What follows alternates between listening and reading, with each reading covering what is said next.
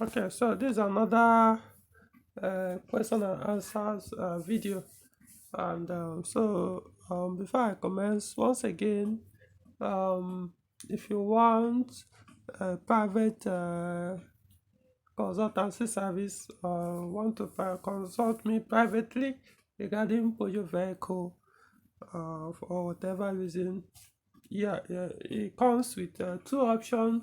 Option A is you pay for a one-off response from me, advice, whatever it is that you need me to attend to you on that particular matter, in terms of clarification question or whatever. You pay 3,000. If you agree, then we'll do the transaction. Or option B, is a 5 year um, service, whereby which also includes, let's assume you want to buy a Peugeot vehicle and you need me to pre-purchase the pre-inspection, or what's it even called, pre-purchase inspection, recommend or do the purchase for you. That comes with it as well. I mean, only for one vehicle, not like subsequently I'll be doing that. No, it comes only just one vehicle to get for you.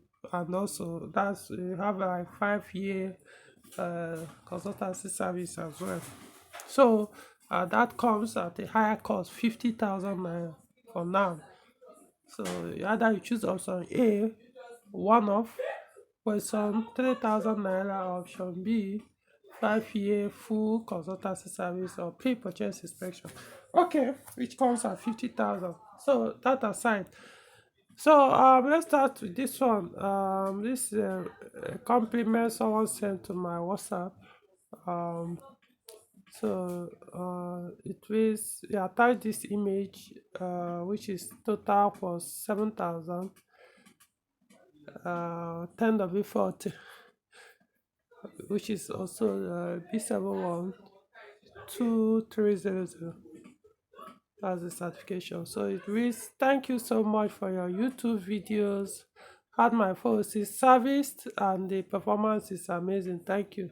So I'm glad that the oil uh, made an improvement on your Peugeot vehicle, which you say is Peugeot 406, because I know this 10W40 is standard oil for all Peugeot petrol, for the Peugeot 406 petrol engine, all of them. This oil is meant for them, so of course you can use other ones recommended as well. But at least for standard, this is this oil is commended. Okay, so at least now you guys are hearing from other users to know that it works. Okay, so this from, so I'm going back to some of the old comments that I've not responded to. So I know the issues or whatever. Probably people don't need this advice or response anymore, but at least for other people to learn from it. So this is a comment on video I did on cooling system. So this comment is from Dr. Olems. So it reads, "You won't believe what happened 2 months ago. My Saloon 407 overheated after driving for about 1 hour. My mechanic said the thermostat might be the problem and suggested removing it because the fan was working normally and the temperature seems normal all through the radiator. Of course, I refused. Drove the car the next day to another mechanic, removed the radiator, had it washed, and overheating disappeared. I drove from Gwagwalada to Kaduna the next week and till date, no more overheating. Thermostat is working perfectly well. My mechanic would have made me yank off my thermostat for nothing. It's well."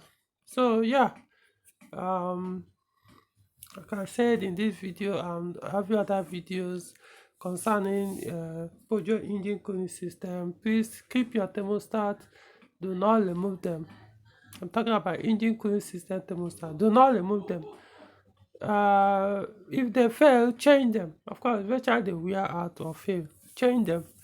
The only time you will remove and run the engine without them is on emergency. Let's assume you are traveling and your thermostat fails, and you do your diagnosis there and confirm the problem is from the thermostat. Yeah, at that time, you probably might not be able to source another one in that environment. Just could remove it temporarily, get to your destination, and then source for another one and put back. But to drive the car, um, leave it there like that permanently and use the car without thermostat, you are killing your engine. I mean, even my 1986 505 V6 still runs with the thermostat. The thermostat failed at a point when I got the car 2010. Started using January 2011. I think it was sometime either 2013 or no, it wasn't up to 2013. Maybe 2011 or 2012. The thermostat failed. I replaced it. I first got local. Okay, I won't call it local, but the one I got here in Nigeria had a much lower opening temperature. The stock one was 79 degrees Celsius. So the one I found here was 71.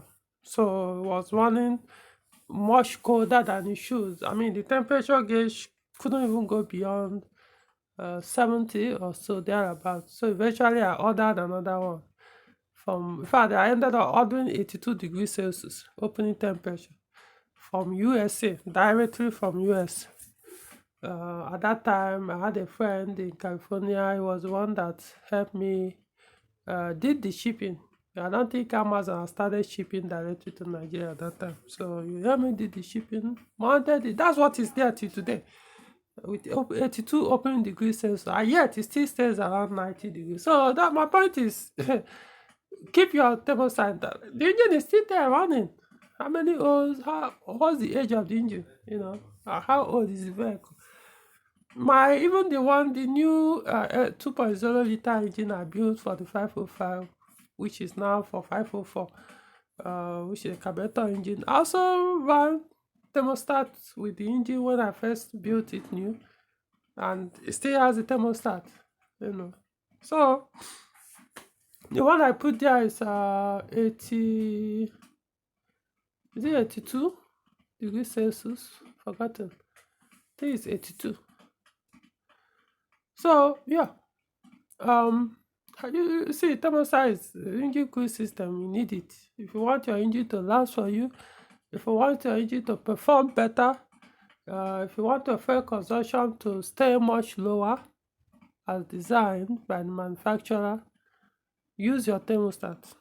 Don't you do without it. Your engine will die sooner than you expect, and your fuel consumption will stay higher.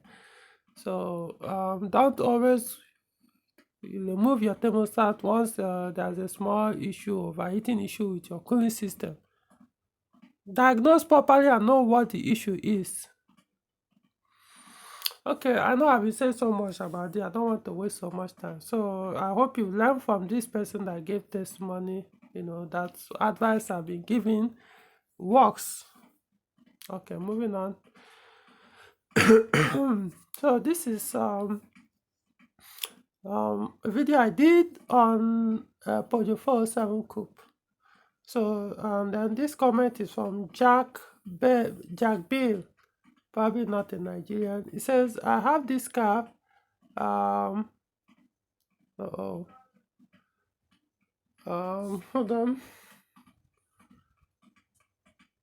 Let me see.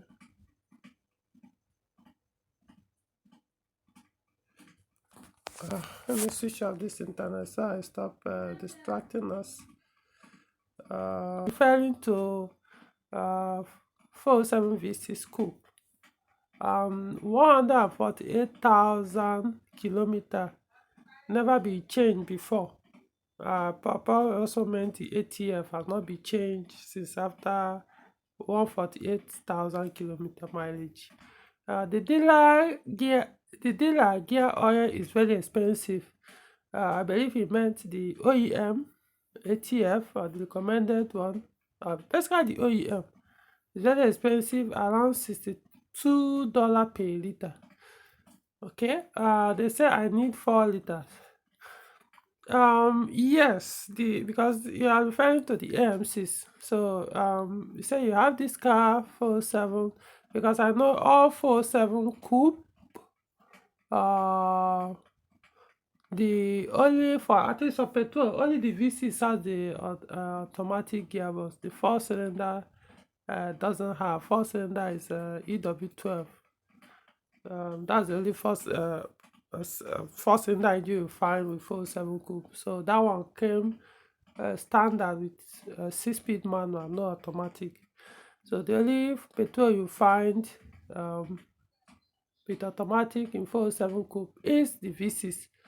I also know that the coupe 407 also has a diesel V6, and that diesel V6, I don't think they have manual. I don't. From the user manual, it was used for the V6 diesel was not produced with manual, unlike the V6 petrol that was produced with both the auto and the manual.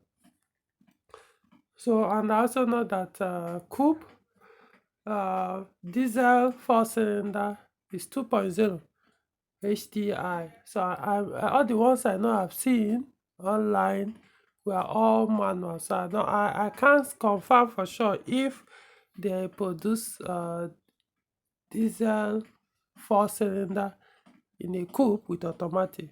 So to make it short, so whereas what I could say, the gearbox you are referring to, whether it's V6 petrol or V6 diesel, whichever one you are referring to, has to be AMC, since those are the only ones I know in a coupe that had that was only automatic they planted in a coupe 407.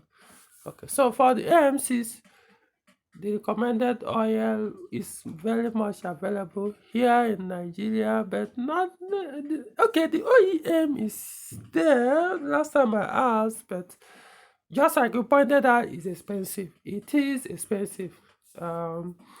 Last time I priced it was like 2 years ago, or either last year or 2 years ago, or even 3 years ago. I can't remember. I think we are like 2019. I think that was the last time I actually priced that oil.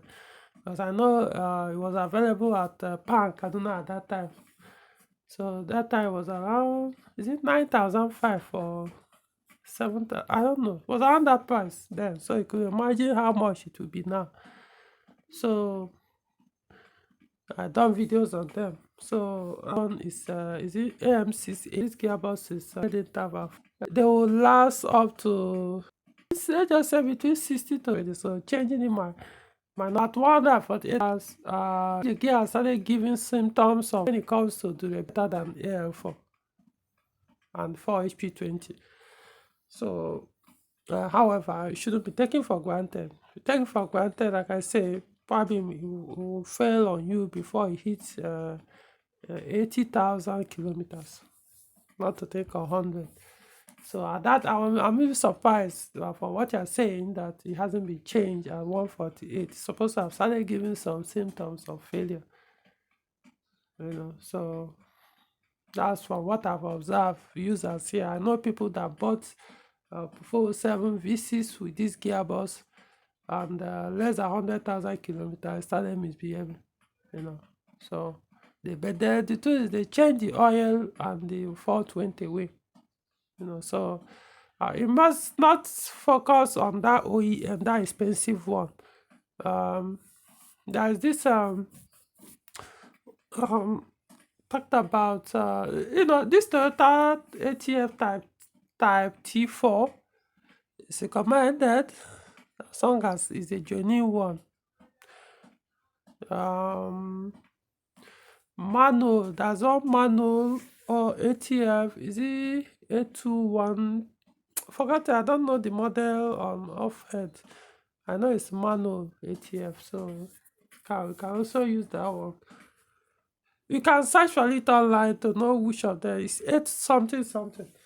I know I noted this somewhere, but I don't know it of the model because they have also ATF models, this brand. So you can use it and avoid the gearbox from failing.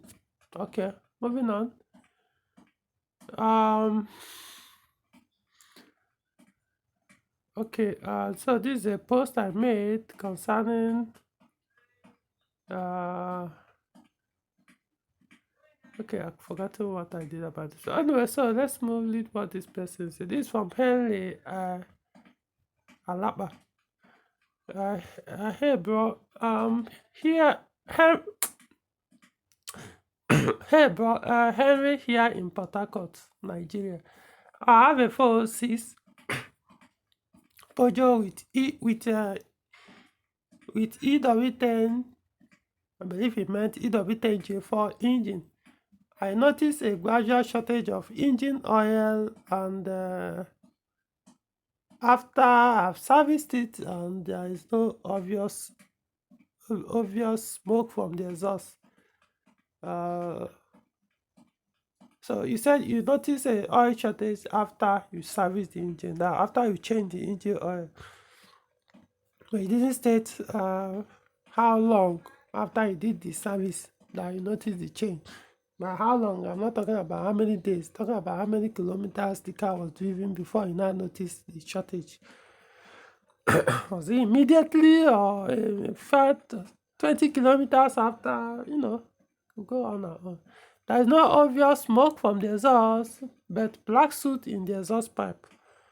Although there was a delay before I serviced the engine, it didn't state how long was the delay. Are you referring to delay in terms of the months or delay in terms of the mileage? For me, delay in terms of months doesn't really cause much harm. It doesn't cause much harm. Where it will cause harm is the mileage. Because mileage, if it has exceeded that recommended this thing, it's like, what I mean, let's assume it says every 10,000 kilometers, change it. I use it for 15,000 or 20,000. Come on, the oil would have burn out completely. So, if it says change every 10 months or change every 6 months, I will drive it for 7, 8 months before you change. Sometimes you may lose the oil and that is still as good as, because if you have not covered 10,000 kilometers before the 6th month or 8th month, and you may find out that most as when you park you probably are using the car or driving it like 100 kilometers in a week. Trust me, the oil probably might even go up to 12 months for you if the recommended time is 6 months. It's just that you change it just for peace of mind. So at that time, if you exceed the recommended months and add more, it doesn't mean to dump the oil. If I were you, I won't fear. That's my point. You only fear when you exceed the mileage. So by not exceeding the reason why you don't is advisable to change within a specific period, not the apart from mileage, is condensation, stalling the oil, this and that, all those things contaminate it, which can be burnt off anyway. Like, I did a video how you can burn off all those condensation, water and stuff and that form inside when the engine is cold, Anyway, and other things, I'm not an oil expert, so I don't want to speak authoritatively on this, but I do know you should be more worried about exceeding the recommended mileage for oil change than the months. Okay, so anyway, that's by the way. But I don't think that should be. Well, I don't know which one is the issue here. Whether it was the mileage you exceeded, but I don't know how long you did the mileage. Number one, I don't know the quality of oil you used. Let's assume the oil is even the wrong one. you exceeded it, you add too many mileage beyond what we are supposed to before you change it. I don't know. So it's possible the engine is weak already and it burnt out. Since it didn't say there was any oil sign of oil leakage, so probably the oil has burned off. When people say smoke, let's talk about oil burn smoke first, not the black one. When we talk about without seeing any smoke, it depends on what you mean. It's not when you don't see smoke at idle means your engine is not burning oil or it's not smoking. Push the car beyond 4,000 to 5,000 RPM. Let's see whether your exhaust is clear enough. It's not when your engine is idling or you press the throttle, it moves up from 700 to 1,500 kilometers or less than 1,500 RPM or less than that. You say, oh, there's no smoke. No, it's only start smoking at idle when the engine is like almost gone. So when your cylinders are weak, your rings, your piston, in fact, most time when the rings are weak, they don't actually start smoking at that time.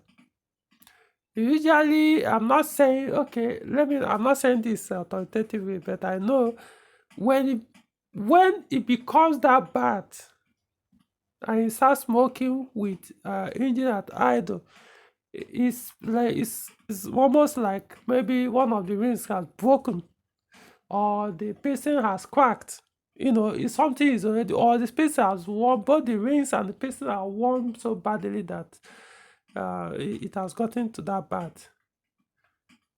But when the pistons have started rings have started wearing, it probably might not see smoke that much, except maybe at hard acceleration, or the oil might be coming to the PCV going to the intake manifold. For example, you could drive for 100 kilometers and 100, 200, only to open your engine bonnet and see oil dropping from the manifold. You won't really know if I tell you, you won't know the true state of your engine until you travel with it. When you drive inside the city, all the 30 minutes drive, this with a stop and go, you won't really know until you do a long journey with that engine. When you get there, if you get to your destination, open your bonnet and find out. If you don't see oil spill all over the engine, I'm not talking about via the sails, which could fail not ordinarily, which doesn't mean the engine is weak. But I'm saying oil spilling out from this and that where it shouldn't even come out at all. Then you could say your engine could, is it healthy enough, So some even give up before you complete, you cover up to 100 kilometers. So it's possible your engine is already weak. It's possible that maybe we are using thick oil. I don't know, it didn't state whether I use the same oil.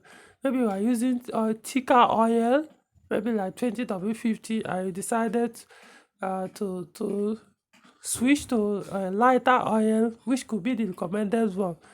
But because when you are using thicker oil, the engine was already weak. But because the oil was thicker, so it wasn't burning as much as it should, a lighter one would do, or even recommended thickness would do. But now you now switch to, I don't know, it wasn't clear what happened, but it could be there's a leakage, but it didn't state that, meaning that, so it's possible it could also be your PCV is weak, which is on the EW10J4, is the cylinder head cover at the back on the exhaust manifold. That's where it is. The cylinder head cover, you see that plastic cover on the exhaust, not the exhaust manifold, that's the exhaust camshaft, not manifold. On the cylinder, that plastic that covers the cam box, or the part of the cylinder head where the camshaft exhaust camshaft is. The exhaust camshaft is the one facing the car. What's it called? The matrix or firewall. The car engine bay firewall. That's the one you should, or the one facing. Okay, just say the cylinder head, the part that is closest to the exhaust manifold. Maybe like that. 'Cause most people will not understand all these things. We are not technical enough. Or the one facing the rear of the engine, face, directly behind. More like cylinder firewall is just that part of the body of the car that separates the cabin of the car from the engine bay. So I hope that makes sense. So that cover there for the EW10J4 engine serves as that PCV. So yeah, it can fail. But most times I realize that it's not usually even that cover that is causing oil bomb. But you could start from there. If you could change it, at my point, you can find a new one, because you could buy a used one. It also be that the used one might also be bad or worse than. So the cover is part of the PCV. So if the PCV fails, you just have to change that cover. They can't. It's part of it. No, it's more like integrated into that cover. As for the black smoke, well, the black smoke is excessive fueling. Means you also have another issue. Your car is burning too much fuel. So you ought to have even noticed that. That should, probably, if I were you, that should even be your worry, not even the oil burn. Unless the oil burn drastically or became very rapidly drying out fast. So because the black soot could also mean the ECU has a problem. It could mean your engine wire harness has an issue. Because 407, until you know about 407, the oxygen sensor, because I know some will say, what about oxygen sensor? For 407, oxygen sensor doesn't necessarily cause black smoke when it's bad. It will increase the fuel consumption. No, don't get me wrong, but I've never come across anyone that is blowing out black smoke because the oxygen sensor is fault, especially the upstream. Never. Haven't come across one, so I don't see why it will on yours. So maybe yeah, you could say on the exhaust pipe, like you said, the black soot, if it's just on the tail, but not like when you accelerate, it will come out. So if you get to the point where when you accelerate, the black soot will come out everywhere. No, the problem is elsewhere, not just, even if the sensor is bad, oxygen sensor is something else. And sometimes something else more serious. Talking about your engine ECU, your engine wiring harness, low fuel pressure, yeah, I can do that too. Okay, so moving on. Like I said, like this is 8 months ago that this, so it's just to educate other people, to understand these things. Moving on. This one was 1 year ago. I talked about recommended ATF for 4HP20. These are, what's it called? It's actually an OEM. Because see, that time I think I advertised it for sale. Was it? But I know I used to sell it anymore, but I don't anymore. Okay, so this was a comment from Gazami, 1964. It reads, I've met a problem in my Peugeot 407 2006 model while running on the road at 110 kilometers per hour, I believe, at 2,900 RPM. In between on 10 to 25 kilometers. After that, suddenly observed a small jerking with sound. I believe you meant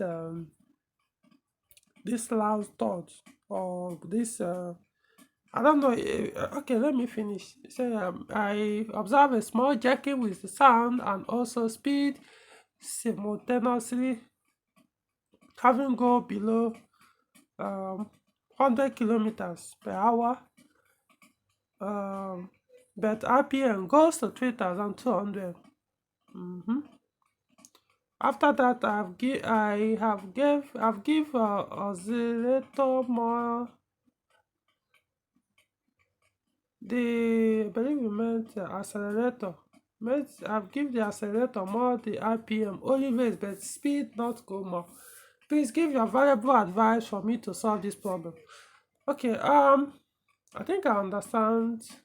Maybe it's not an English speaking person. Well, I'm not anyway. It's just an official language, but English is not necessarily my core person. you know, I'm an Igbo, so that comes first before English. So English is more like a land language. My native language is something from birth. So was it? Can't say for sure. So for what I can understand here, this automatic gearbox, I want to believe, even though the description also sounded like a manual, but because of that sound you said happens, that's how automatic gearbox behaves when he wants to do this exhibit this kind of symptom. Why manual will do the same symptom but will not give you that sound. What am I talking about? The failure of clutch. On the manual, when your clutch plate is bad, that talking about friction pain, what will happen is when you try to increase the vehicle speed by accelerating more on each gear, 1 to 4 or 1 to 5, whichever gear you are on, when you want to accelerate more, what you now notice is the engine speed will start increasing. Engine speed is your RPM. You could say just watch your tachometer as your RPM, like you mentioned here, 2,900 RPM, 3,200 RPM, all those things. So as it's climbing, as your tachometer is climbing, you notice that your speedometer will be dropping or reducing. So that's where what you also said, you may start making going up, raising, so it means your friction plate has burned, partially burned, so it's no longer, it's slipping. That's what we call it, clutch slipping. It slips. So something applies to automatic gearbox.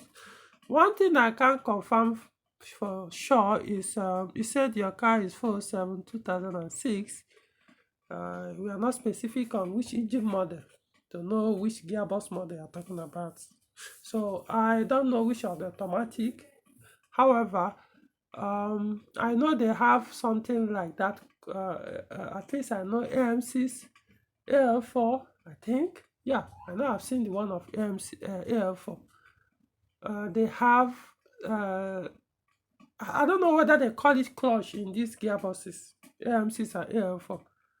But I know they have something like that inside the gearbox as well. I will call them clutch. Some call them fiber. Maybe that's the technical name. Like I said, I'm not automatic gearbox specialist, so don't take my word for this. But I know how they has this kind. From your symptom, I know what it is because it's very basic, whether it's manual or automatic. So I know they have this clutch inside them, or fiber as they call it over here in Nigeria. So when they burn out, they start doing the same thing. It's possible there's another part of component inside the automatic gearbox that can give this symptom as well, but I also know most times it's this so-called fiber that does, or it may be other things. Okay, maybe I'm wrong, I don't know. Since I'm not a specialist, an expert on this automatic gearbox, so maybe I'm not getting it right. I know for manual for sure that is the cause. Since yours is automatic, so once you start doing that, most like you see, if it's manual, the only option is for you to drop the gearbox, remove the pressure plate, remove the friction plate, change it. Because at most times you can as well just buy the entire clutch kit with the pressure plate, release bearing. For the diesels, it's advisable to even change with the DMF, what's it called? Dual mass flywheel, dual mass flywheel. So because 407, I believe all their diesels, all the ones 407 diesel manuals have that DMF.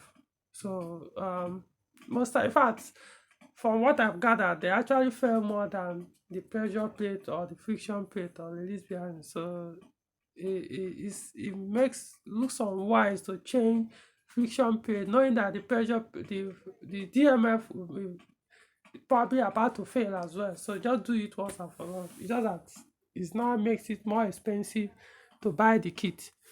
But for the automatic, it's likely that's what they call fiber clutch. I know automatic gearbox do have clutch, but I don't know in AL4 do they have, or is that what they call it? Same thing with AMCs, or will it also be what is causing this very symptom? I've been many Peugeot cars that had automatic that were exhibiting these symptoms as well. In fact, my 407 V6 did this same thing before I changed it. Did the conversion to manual. It was very annoying. It did the same thing you just described. So I know exactly what you mean. So in my case, I didn't even care anymore to know whether it's feasible, repairable. I was like, I don't care.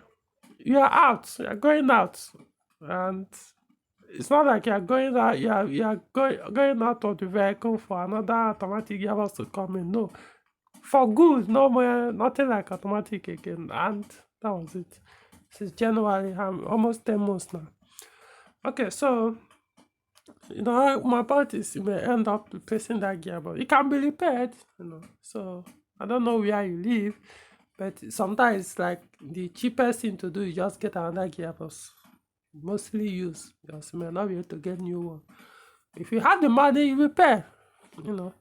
If it's the valve body, it makes sense to buy a new one than buy a used one. If it's AMCs, they don't usually have that kind of like their oil pump don't fail, like the 4HP20 do fail. I'm not saying they can't fail. I'm saying it's not known for that. They are not notorious for oil pump failure. Because if it's 4HP20, if the oil pump fails, can also look for the gearbox. Because the cost of buying the pump can also buy, well, it's not up to amount of buying the gearbox, but man, even that one you're buying, how are you so sure it's still good? Put it and see, automatic, I really don't envy you guys driving them anyway. So I hope you understand now the cost, if it's manual and automatic, which might be the cost. So, but at least you know what you can do about it. Get another used one. Change the ATF when due. Minimum 30,000, maximum 30,000 kilometers. Change it. The ATF.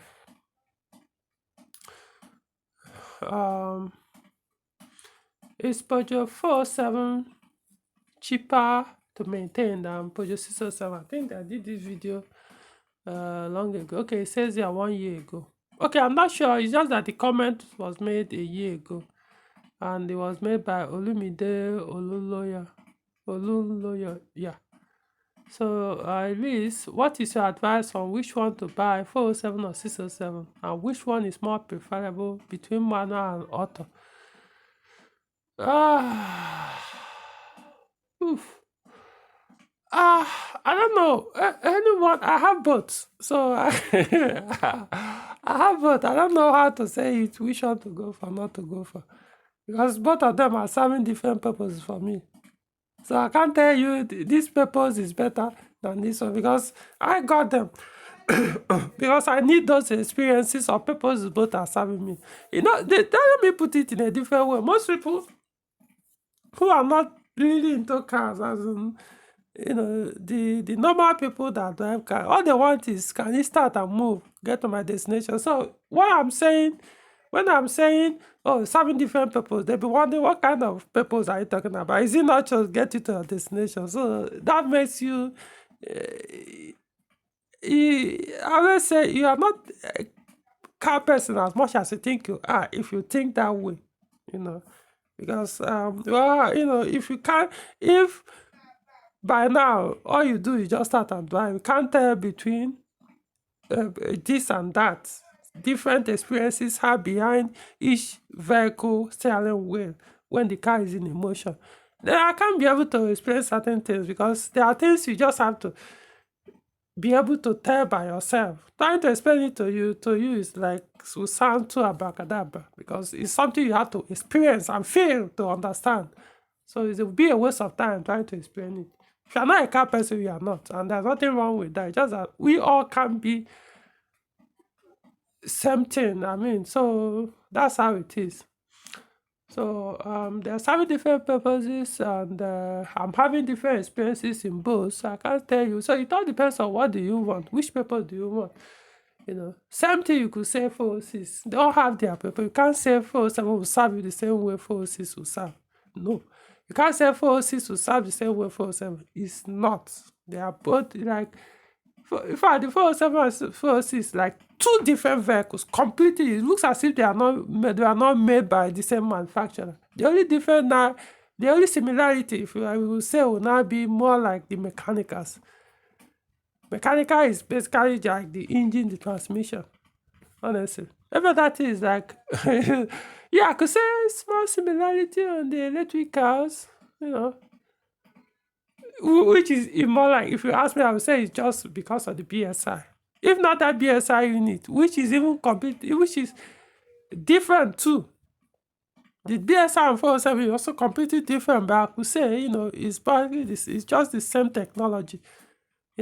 If not BSI and this engine transmission, come on, they are just like this was made by a different, however, they still retain some of their signatures in 407, but different. So that's why I'm saying when it comes to 607, 607 is different. 607 is still a luxury car compared to 407. No matter how gadgets you put on 407, 607 is meant differently. It's like I tell people, the Z8, which is the phase 1 607, is the luxury version of 406. The Z9, which is the phase 2 607, is the luxury version of 407. I think that's the only way I can explain it. It doesn't make 607 faster. Being luxury doesn't mean faster. No. In fact, luxury vehicles usually are not the fastest because they are usually longer, bigger. Though these days there are some luxury smaller cars, but you just stuff them with gadgets and so many things that makes them kind of heavy. When it comes to luxury cars, it's usually about realization, and stuff like that. It's not, they can be fast, but it's not the purpose mainly. The only thing you could say is there will be fast, but there are other faster ones which will not be as luxury, most times luxury as this. Their focus when it comes to luxury car, their focus usually you could see ones with V12 engine, every other thing, but then you see realize when it compares to other cars that are not luxury cars with such engine, you see they are much faster than those luxury ones. When it comes to luxury, it's not about how fast. They are not sporty cars. Let me just put it this way. Even though there are some sports cars that some manufacturers try to make them to be as luxurious as much as possible, but still, such ones, I mean, go to track.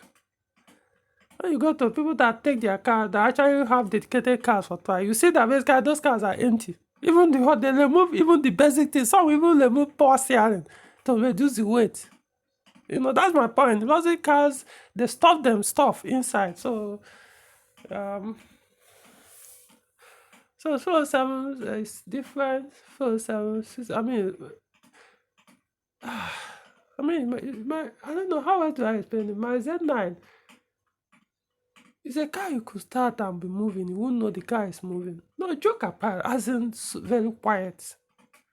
So if I want that kind of, to hear the roar of my car, it's not the scissors. The scissors will not do it for me. The car is fucking sealed off. The 406, wow, that's animal. I'm not saying the engine is loud, but I'm saying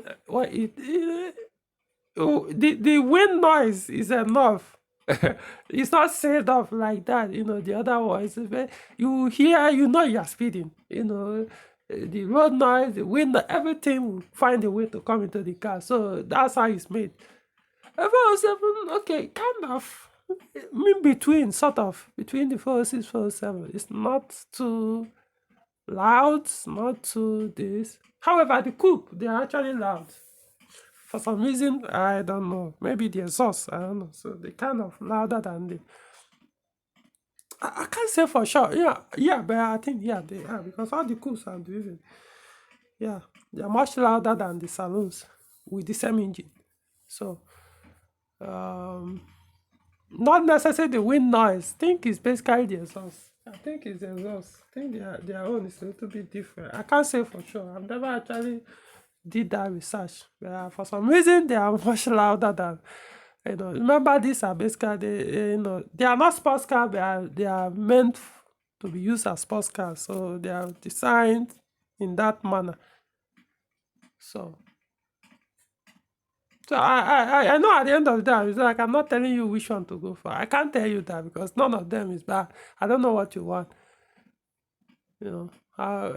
Drive both, whichever one because basically they have same engine, same transmission, this and that. But of course, not all engine in 406, in 407, and I know 607 doesn't have EW10A, EW10, EW7A, EW7J4. They don't have these engines for petrol, so I can't say it's all engine in 407 that you get in 607. But all engine in 607 petrol, you get them in 407. Same thing, all transmission, manual, automatic in 607, you get them in 407. Yeah, basically. So that's how it is. Maintenance costs, yeah, that's where I could say. When it comes to maintenance costs, the 407 tends to cost higher. When I mean maintenance costs, I mean if something breaks, don't get me wrong. If the engine, the transmission are the same, so it's not going to cost anything more different. But when it comes to the body parts, if anything breaks in the 607 or the same thing breaks in 407 or something similar, you are going to spend more, especially when you are talking about what you are going to spend more on the 407, replacing that part than the 406, no, than the 607. Well, I would say, like, in all cases, in all parts, but I know, like, basic, you know. Maybe if you come to suspension, wow! How we will go there? Because the suspension on 607 is just like 406, except the V6 one that have piloted suspension, or what we call AMVA or variable suspension. So in that case, the expensive part on them is the shock absorber, but still not as high as that of 407. The 407 shock absorber costs way higher than the 607, both the phase 1, phase 2, so that's the point. So my point is, for the wear and tears parts that are not identical in both vehicles, the 407 on cost more. So I will leave it there. So now, which one is more preferable between manual and auto? I don't know the kind of person you are. You know my own preference, so I always go for manual. Automatic will serve you if you're into automatic. The only difference is automatic one for both vehicles. Their maintenance cost is much higher than the manual. Period. The manual will only cost you if you don't know how to drive manual. Every now and then, you'll be changing the clutch kit. That's the only place it will cost you. But you could learn. The automatic one, it doesn't matter whether you like it or not. It's not about how you drive. Yeah, how you drive could actually damage your gearbox anyway. But my point is, you like it or you don't like it, you must spend to keep that gearbox from failing by using recommended oil that costs a little bit more than the crap or whatever they sell. So you have to spend more, and you have to doing that at least maximum of 30,000, 30, 35, in fact 30. Just keep it as low as possible. This is not engine, no, so be careful. Automatic gearbox is very sensitive. Keep it as low as 30,000 kilometers, change, and I've done videos of quantity when it comes to that, how many times you should do. For me, if you want to do a service, you can as well do, if you can, between 12 liters to 20. You might say 20 is too much, but at least, depending, if like AMCs, I won't, anything less than 9 liters, it's not that good enough. By what I mean 9 liter, I mean you need to change it up to 3 times the ATF for one service to be concluded. Yeah. So, which may not be cheap. It's not cheap when it comes to cost of those recommended ATF. So that's the only thing I would say when it comes to manual automatic. So your gearbox could last you, automatic can last as, you see people that are still using their own, not giving them any problem, as long as you maintain what I just said. So it's not up to you. You know, we all have our lead lines. Some people will say, no matter what, I would rather keep spending that money to keep that transmission from failing as long as it's automatic. Why not? I have my own lead line. I will do whatever it takes for me to make sure even if it was automatic, I'll convert it to manual. And I've achieved that. So that's it. Everyone has his own lead line. This, no, not for me. All the ones I bought with automatic, I originally had in plan that I was going to change it, no matter what it would cost, and I ended up doing it all both. So it's up to you to know which one is your own lead line, what you can, can tolerate, or say, no, not for me, I'll go for this one. So I'm not asking you to be me. I'm not saying my own choice is better. Just saying it's better for me. It's who I am, my personality, my choices, my want, what makes me happy. So you have to figure out what makes you happy. So I can't tell you which one. Because the next one, between ES9J4 and ES9J4S, V6 Peugeot engine, which should I go? I think this is a video I did long time ago, I can't remember, but someone commented a year ago on that.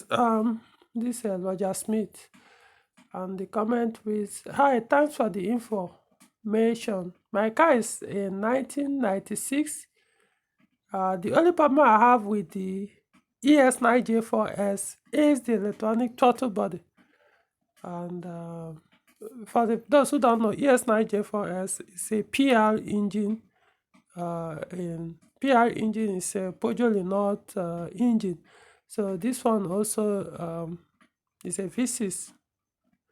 So and I continue. It means, but how does the ES9J4S compare to the 2.0 16 valve with fuel consumption?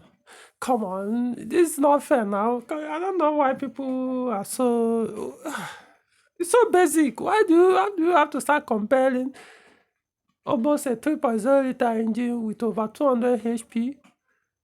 Comparing with 2.0 liter engine, I don't know which one is you are referring to here. Are you referring to the EW10J4? Because I know basically that's what most people do. Which has, 134 or 136 HP.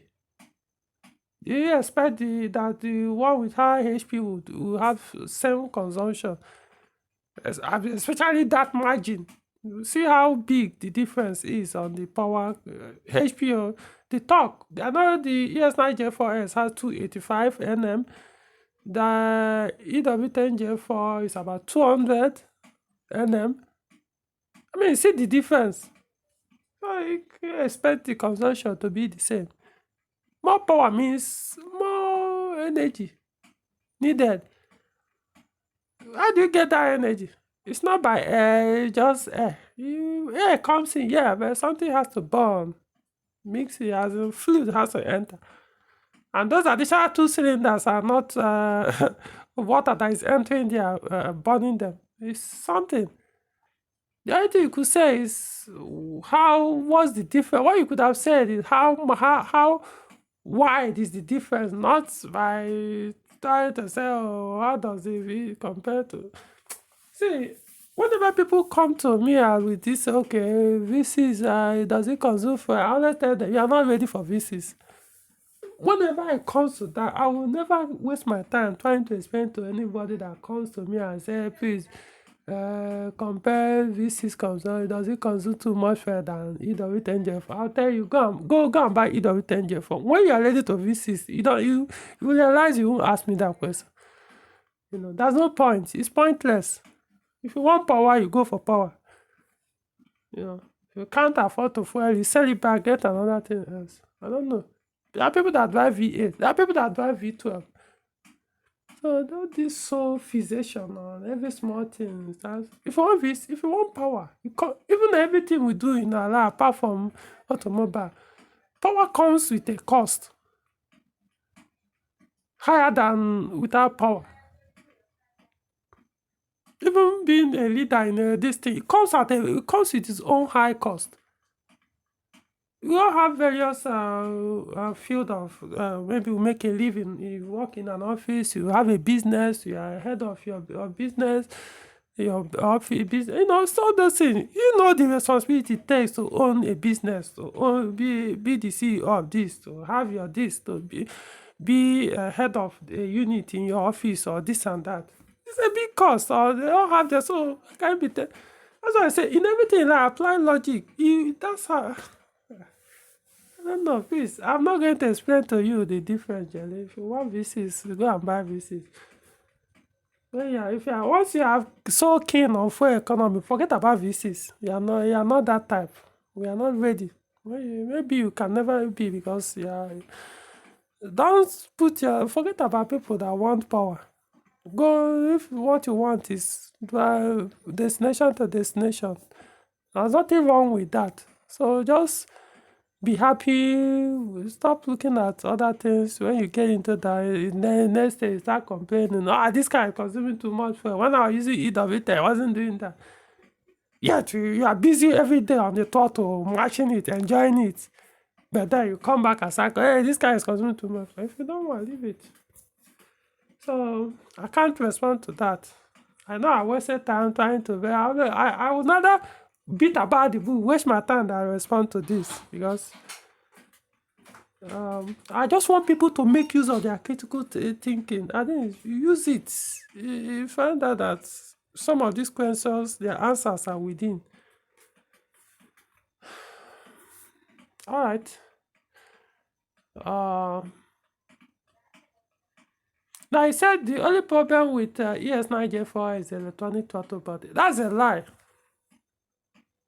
But you said you have. Okay, maybe. Because I know how many EW10J4 I've come across. EW10J4S. How many? I don't know. 50, 100, I don't know. What is 50? Come on. How many of them have had a throttle body issue? Maybe 5 that I know of. As in people have complained. I'm talking about people that actually come across. So when it comes to Peugeot vehicles and throttle body issues, I'm talking about motorized throttle body issue. ES9J4S is not one of them. It's not. I'm not saying people don't experience that, but it's not known for that. For you to say the only problem you have, as if it's a notorious issue. Nah. Let me put it in a different way for you. My 406 that has this same engine is how many years old now? Should be heading to 23 years now. Throttle body only failed once. With how many mileage covered? It failed only once. It was during my own ownership that it failed.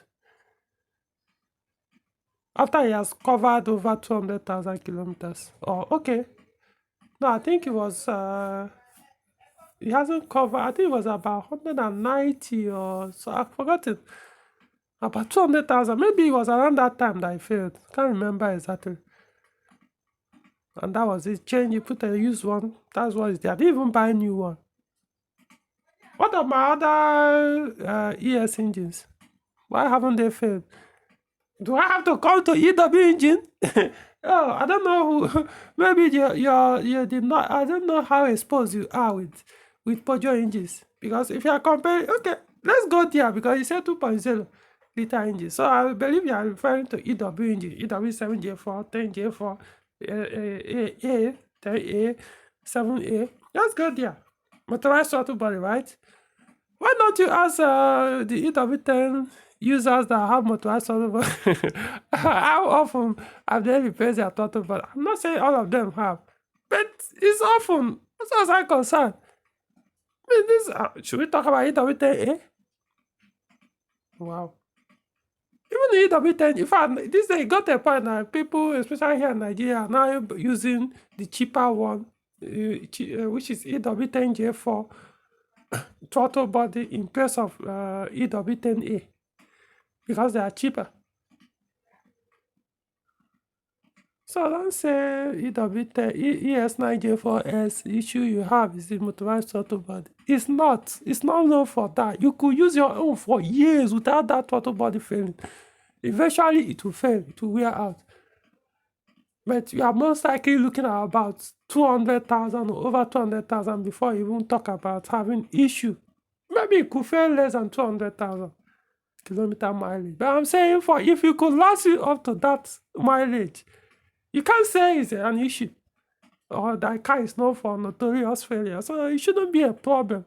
If a car lasts you over 20 years, over 200,000 or thereabouts mileage before a throttle body fails, that fails in other, on EW engines that sometimes they're about 50,000 kilometer or 100 or maximum, they have changed the throttle body sometimes twice. And you're saying, oh, come on. It's not an issue. If it's an issue, I shouldn't even bother. In fact, I don't think you actually experience, because you say your car is 1996. So your 1996 means it's ES9J4, not ES9J4S. So it means you don't actually have that ES9J4S. So I don't know where you got the information that ES9J4S throttle, but it's you have a problem with something you've not experienced. I know that ES9J4, which you find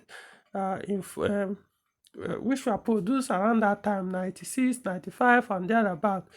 I know those ones are mechanical or manual throttle body per se.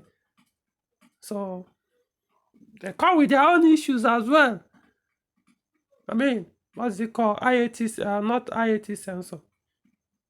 I do control solenoid valve. I do air control solenoid valve, or the one you find on EW engine with manual throttle body, which is what's it called?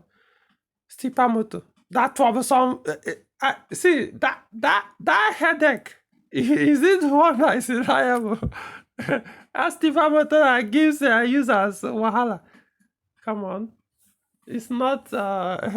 I mean, that shouldn't even be. Can't even use that as a, to say they all have their own issues. So yes, now, so I don't think you have that experience at all. You obviously don't, because you say your car is 96. So me, it's not ES9J4S. Probably not even ES9J4. I don't know. So maybe it's not even a V6 engine. Maybe it's SU engine, which you actually pointed out 2.0. Okay, so it makes sense why you wanted to do that comparison, 2.0 system valve. So maybe it's an SU10J4.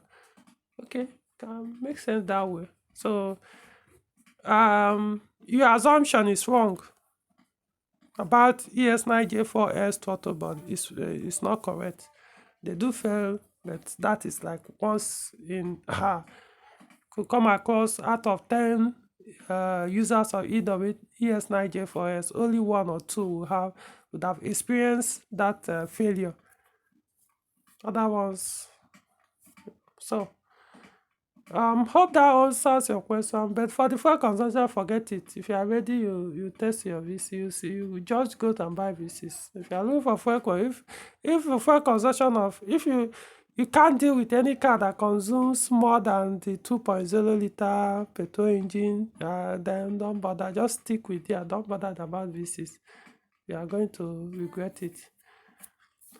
I think I'm saying your fuel consumption will be excessively high, but I'm saying just stay. Just don't bother. Okay. Next one. I didn't actually state. Not the video that this comment was made on, but I just wanted to point this one out. So this is from Abubakar Hassan. So this comment reads typical Nigeria. Okay, I think it was something that had to do with ATF, power steering or something, a video I made. So he now commented. So he said, typical Nigerian, power steering fluid is not the same as STF. Every time I go looking for steering fluid, they give you ATF and tell you the same. They tell you they are the same. They say exactly what he said. I've been using ATF for many years and I never have issues with them until it starts leaking and they tell you to change the steering rack. You're actually wrong.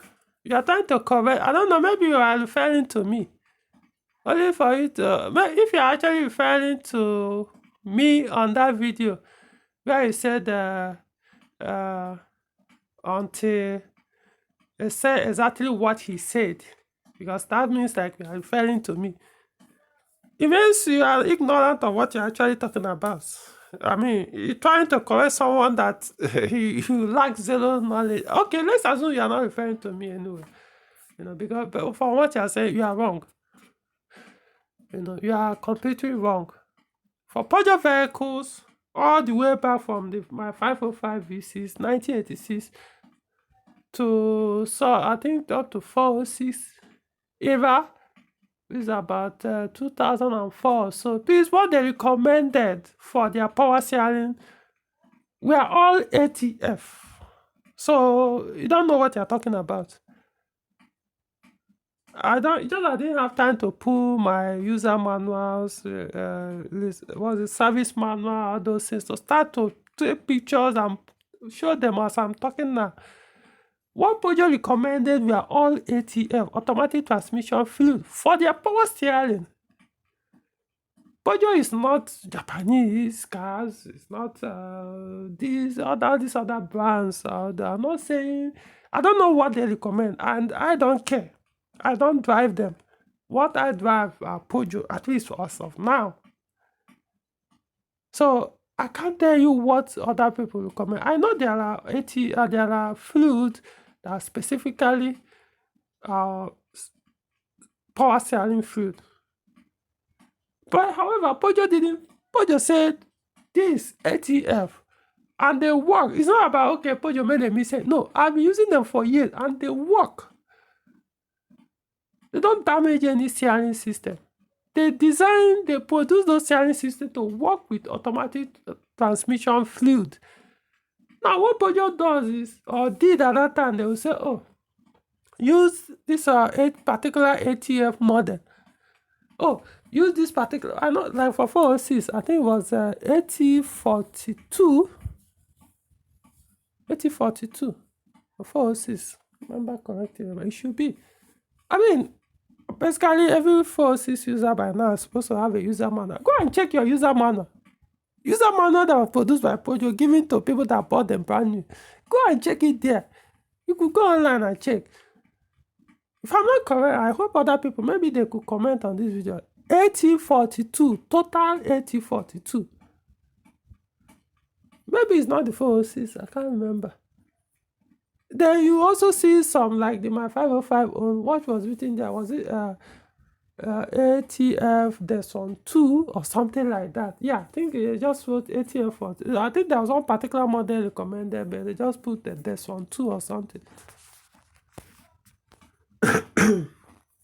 So you don't know what you're talking about to say that Peugeot recommended power steering of fluid, not ATF. Before, please, I always said that before you start to correct someone that knows something most likely better than you do, try to actually understand that. Go and let the basic friend know. Be sure you know what, because it will look embarrassing for you. The person will come and correct you. publicly, especially when you try to discredit the person publicly. So get to, I know this is been long, so maybe the person by now must have learned it, but I want to point it out actually. Now, of course, there are newer Peugeot cars now, so they are also likely going to be a different recommendation, you know. So you could pull out the book and you see something else Peugeot recommended. Funny thing is my Z9 produced in 2007. What was also recommended was it 8042 or 8043, something like that. ATF, not any other thing. I can see look for that manual. Don't even know. I know I have it around me. Maybe. But what's the point? I don't need to prove anything to you. If you want to have your this thing. There could be, I don't know, maybe, like I said, I'm not saying all Peugeot cars have ATA recommended for their power steering. But I'm saying majority, if you are talking about as in common Peugeot cars on the road, no, it's ATF. If you want, you could use those special power steering fluid. I'm not saying it probably was going to do anything, but Peugeot did their own to the point that don't bother with those ones, which probably will cost more or may not be easily available. Use this one that is easily available because that's what they designed the system to work with. And most likely for the other one, but this is what you use.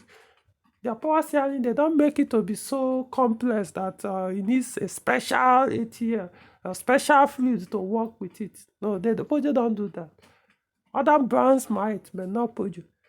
So maybe this latest one, yeah, then we cannot talk about what is recommended. Before I come to this thing, whenever I come to it's something I'm always very sure or certain. That's why I always say recommended. I don't talk about, even if it's something else that is not recommended that works, I always take that one separate. But once it's recommended, I will also see that I always tell people, use recommended. Even if I'm using something, use recommended, because it's basically majority don't know, or I don't know how to put it.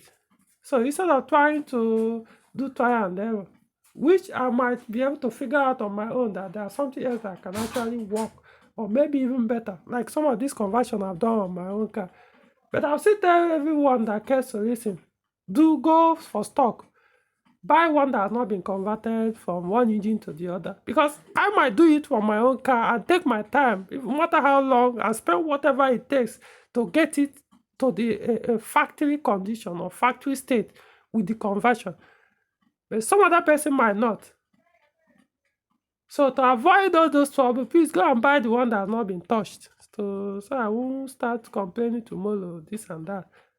So why I'll always insist recommended by the manufacturer. So you are wrong. What you're saying is more like what they call disinformation. So yes, go and do your research well. Yeah, it's possible there's this new worker which I've not actually checked what is recommended for the ATF. But that is ATF or special fluid. But for most Peugeot cars I find on Nigerian road, common on Nigerian road. Wow, now these are the ATF now. Okay, so I hope this helps. Like I said, this over a year ago, but I need to point it out because so that people don't go and start doesn't, like I said, doesn't mean the special steering fluid will not be good for your system, but it could be just a waste of resources when Peugeot actually designed it to work with cheap ATF that is easily available. So what do you gain from using one that is so special and expensive and may not even be easily available?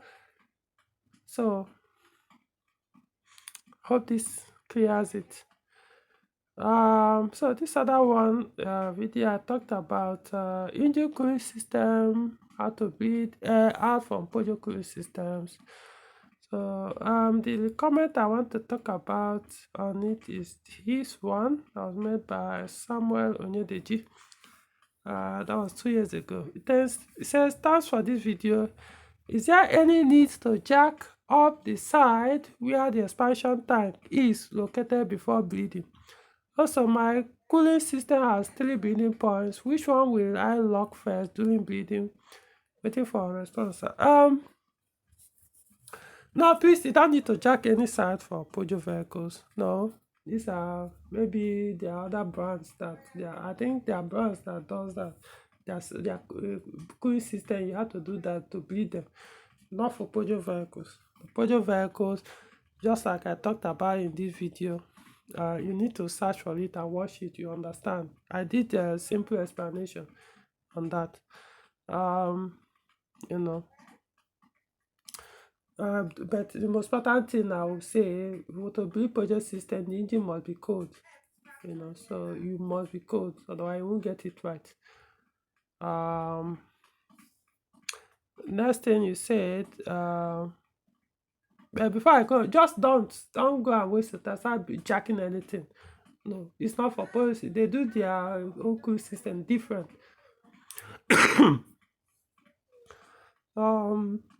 The next thing, he said also, my cool system has 3 breathing points. Which one will I lock first during breathing?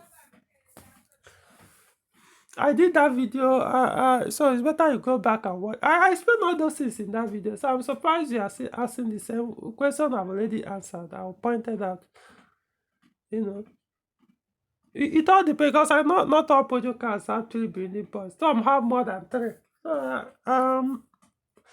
However, I do know that the first one you matter what Peugeot vehicle. Okay, I will say, because my 505 doesn't have. My 505 V6 has only 1 breathing point.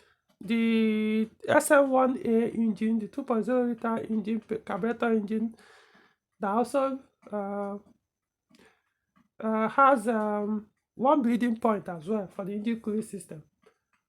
So, and none of these breathing points is even close to. Okay, the 505 V6, you could say the breathing point is close, a little bit close to the thermostat housing. While the SM1A, the carburetor engine, the breathing point is very far from the carburetor, from the thermostat housing. So it all depends on the system. So, but I know for the ones, especially the modern ones, the ones that have bleed point on the firewall, or one of the lines that takes coolant into the heater matrix, so that's the first one to close first. For me, it's better you remove all the bleed points before you start pouring fluid. So the first one that I to usually close is the one on the firewall. Now, depending on how many bleed points you have, but if you have bleed points on the bleed valve, on the radiator, that should be the last one to close. If your radiator, because I said not all of them, not all Peugeot cars have bleed point on radiator. It all depends on how they design the cooling system. So if it has a radiator, the radiator should be the last one to close. If it doesn't, then you're likely it's going to be the one on the thermostat housing should be the last one to close. However, it's also not necessarily the last one, but it should be the last one to remove the air. So you have used the word to close, but because when you are introducing or pouring the coolant as you are doing the bending, it's going to get excess fluid. It's going to overflow or go above what's it called, the maximum level on the expansion tank or coolant reservoir. So in that case, after you must have bleeded out the last bleed point of the valve, or remove air from those points, you still have to reduce the quantity of fluid on the reservoir. So what I usually do in that case, I will now go back to the heater matrix bleed point, and from there I reduce it. I don't have to do it from the thermostat housing of on the radiator. Do it on the one on the heater matrix. So I think I did another video how you can actually build this thing. This is not the only video I did, so I hope that one too will help. Engines varies. It's not just engines. You could see, for example, in 406, EW10J4 has 3 bead points, while on 407, same engine has only 2 bead points. So you can understand now, or bead valve to review. So that's why I say it all depends on the model.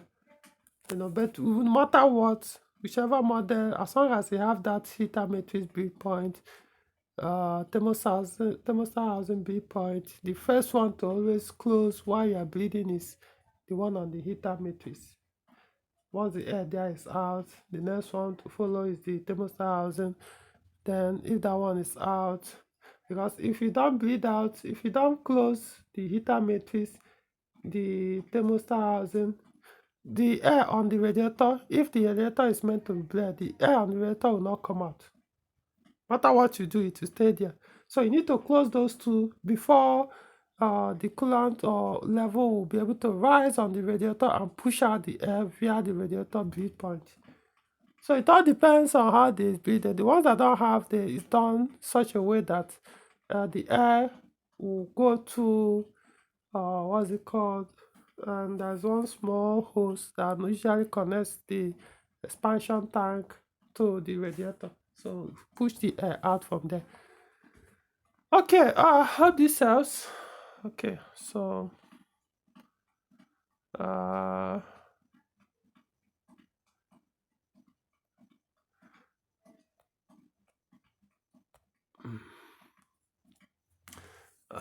so this is more like a okay, this video I did how many years? 3 years ago or probably more. I know I did this video 2019 or so, forgotten. So it's about my first physics review. Yeah, as a review. So this Konu. So he said really very informative video. And now look at the 406 with a completely different positive view. Yeah, of course, it's a very nice car. I did that. When did I do? Was it 2019 or 2018? I've actually forgotten. I did it to show people. People always have these negative comments or belief. Oh, 406, this and that. And the worst part of it, if this is, it's a horrible car. So at that car at that time was 20, I think it was 20 years old or so.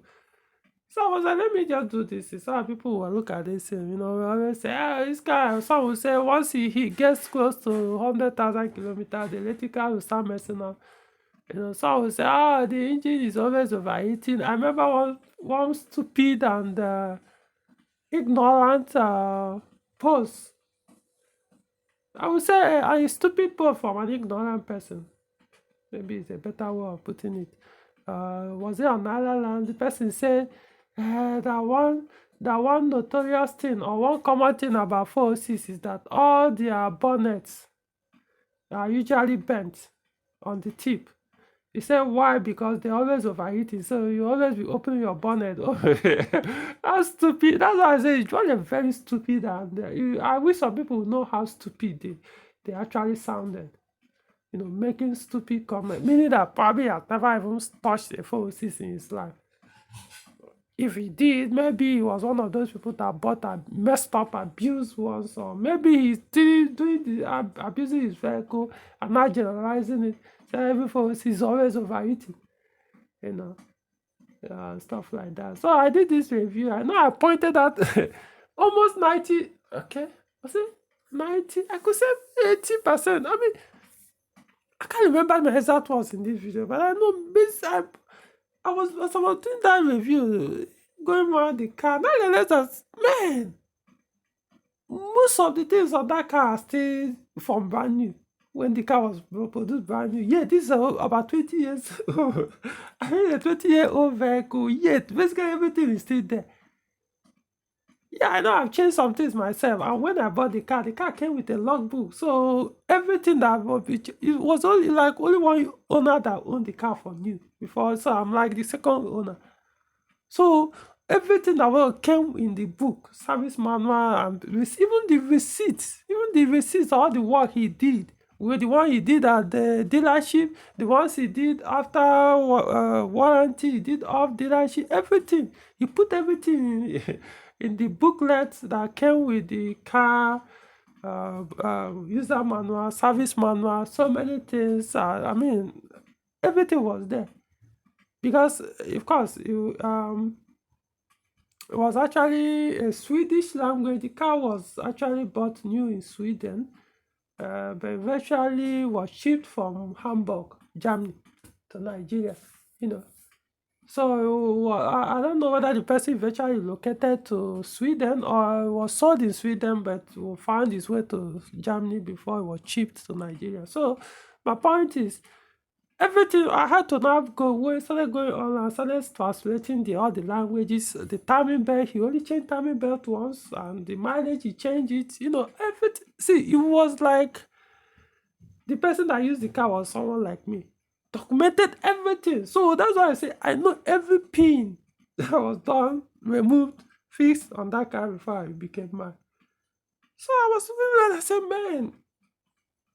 So this guy still, I mean, even at this age, he still has everything. The electrical, everything so intact that I always say, even the fuse up to today has not cut. A single goddamn fuse. When a car is a problematic electrical, of course, the fuse is the list of the things you see expect to be CB. Sometimes you see like the entire fuse box will be wires crossing from the other. You won't even bother be replacing fuse because they will be burning so often that you will now be using wire to in place of fuses. But that thing has happened. So I mean, it's so that's why I actually did that video, to show people that all these naysayers, ignorant, stupid, foolish ones, you are busy condemning forces. Look at me. Look at mine. I'm enjoying mine. Have basically zero issues. So I don't know what you are experiencing or where you're getting those stupid information to go online and be saying those crap you know nothing about. It's all about to shame those guys because I'm a living testimony, and you people, I don't know where you are getting that stupid. All this car needed is don't abuse the car. And you enjoy it the way I'm enjoying mine. This is a V6, everybody is complaining. You get so many electrical issues, please run away. Yet mine, everything is no wire has been removed or touched. Everything is still like that.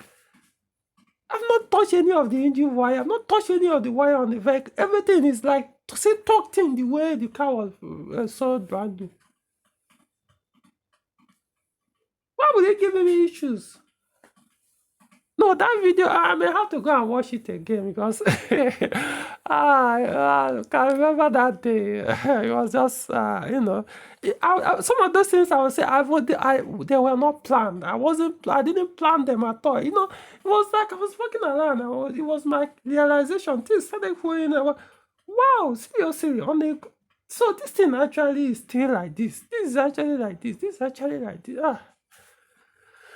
No, first, it's a very good car, honestly. It's a car that once you get a very sound one, trust me, you have the only reason that will make you sell it off or make you walk away from it is, I mean, maybe you really, really need to upgrade. It's changed to something else, you know.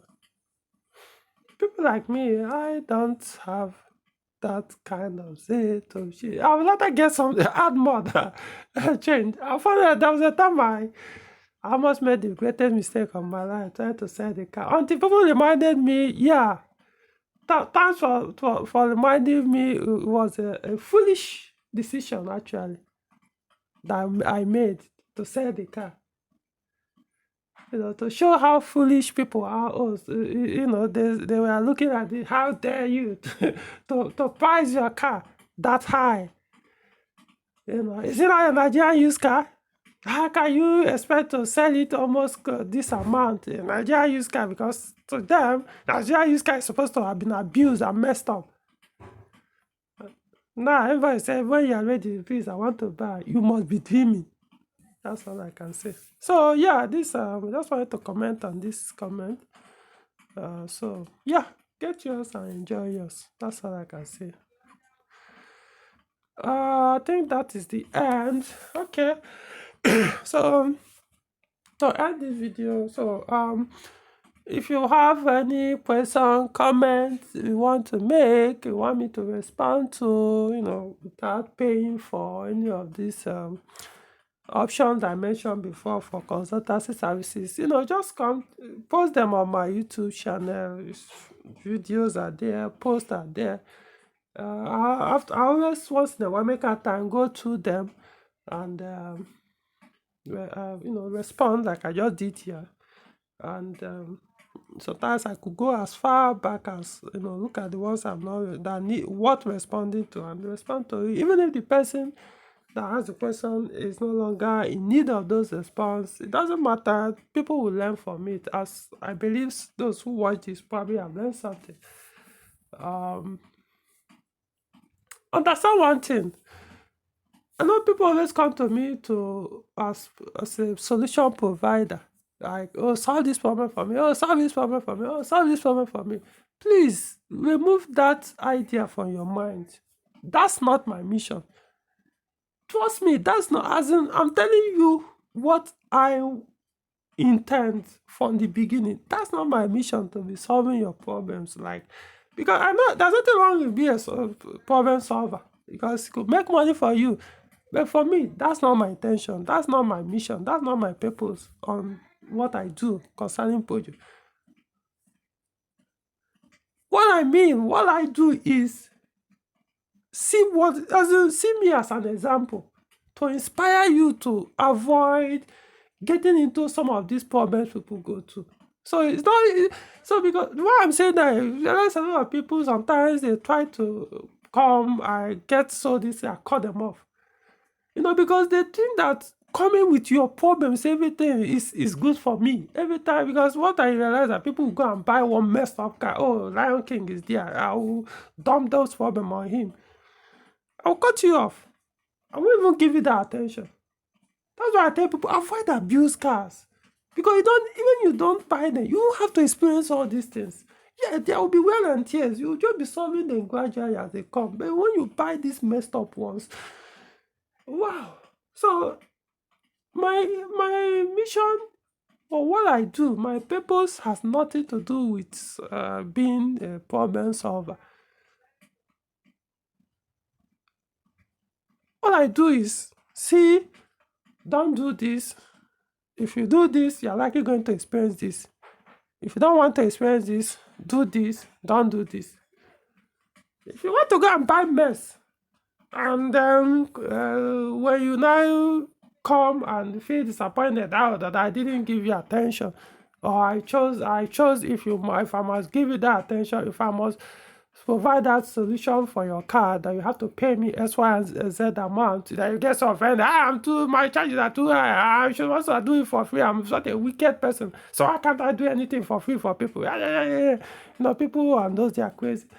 I don't have time anymore to explain myself to people. Once you go that, the easiest thing I usually do, I block your line, and that will be for good. I won't block it again. Same thing with this channel. Once people come to this channel and start making silly comments or anything, I'll block. Thanks to YouTube, they get that feature. Block your line. You will never access this channel anymore. So whatever good information I'm throwing out, that will be the end. Unless you have to go and open another account. Well, who is fooling who? You lost that account, you can't be able to access this one again. You can use it for other, but not this. So that's my point. I don't have the time. Like I said, maybe in future, maybe it might be my calling to start being a provider, because like I said, it's also a means of making money if we want to be a problem solver. Asking people's questions constantly with car issues and all that.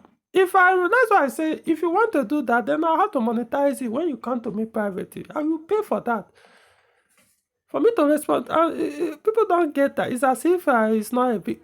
If I had to listen to your problem, you are transferring that headache to me, because I have to think it too. Problems are negative. The only thing solution means is you transform it to positive. So, but then I have to absorb that negative first, then transform it.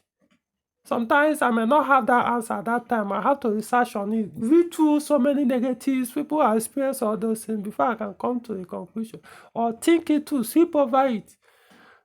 I'm a human being. As I do all this, is telling on my health. So, what will inspire me to receive it not as negative as it should be is when I have some gains from it. And that is when when I choose maybe that monetary aspect. Okay, I won't say I will be excited, but I won't feel that bad when you are telling me, okay, you are paying, I'm getting something, I'm benefiting from this thing you are saying. So I will, at the point you are even relaying that problem, I'm transforming it immediately to something positive, because something positive has come out from it already. So not just dumping, you are dumping your problems on me, expecting I must absorb it for free, and I'll be a bad person. Like I said, I don't have the time. I'll block you, and that is the end. You won't have that chance to, if you call any as means you try to say, I'll keep blocking until you walk away. So that's who I am.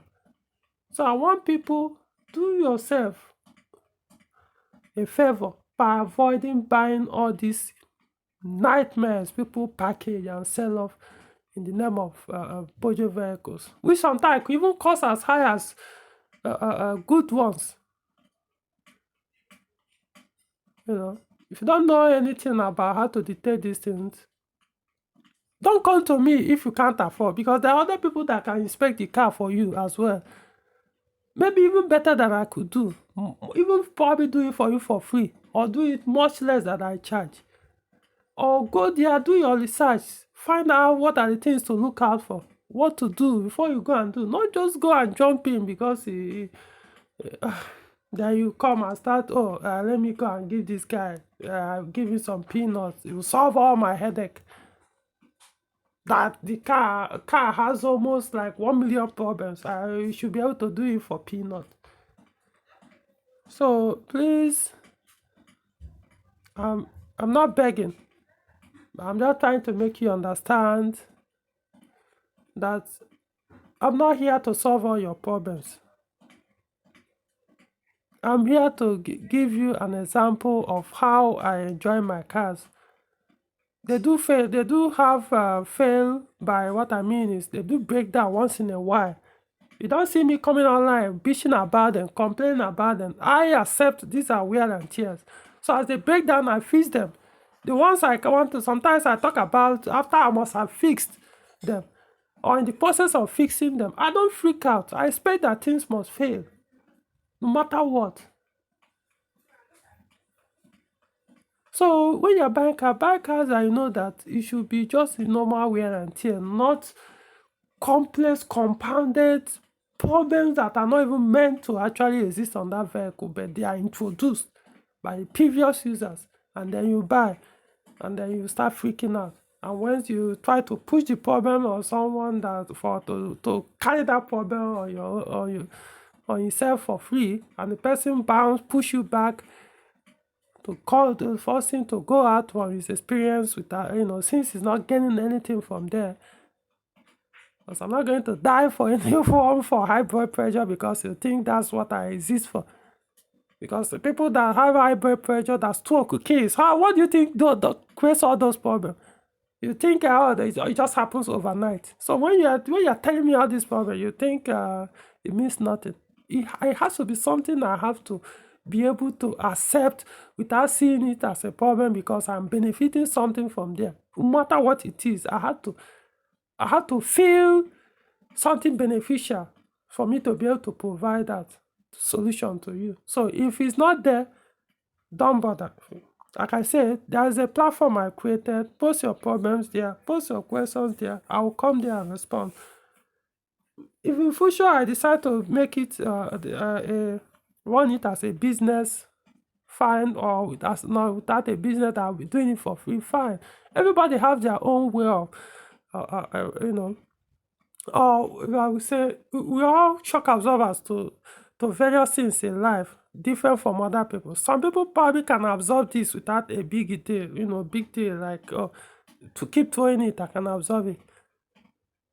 But in some other areas, they cannot. So in this case, no. For me, I have a way, that's why I'm a monk.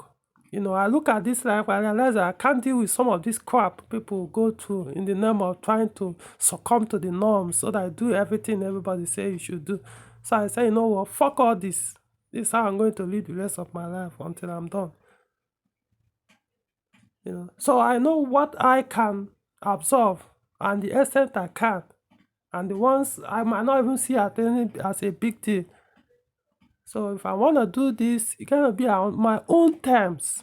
It's not your own terms. If you're asking for a favor or looking for this thing, you're asking me to provide something, a service for you, it's up to me to choose how to provide that. It's now also up to you to choose not to accept my condition and walk away. You don't demand, I must respond. I must provide it. You don't get to demand that. I know other people, like I say, it's the norm. People, not for me. I'm just pointing it out because a lot of people have been over, even after saying it, they will still come. But I'm just telling you, it's going to happen to you, and I don't care how you feel. If you want, you pay. If you can't pay, look for someone else to do it for you. Or post it where I can come and do it freely without feeling any pressure, without feeling any negative about it. I have a private life. Don't come and harass me in my private line or anything with your car issues if you are not ready to pay for that.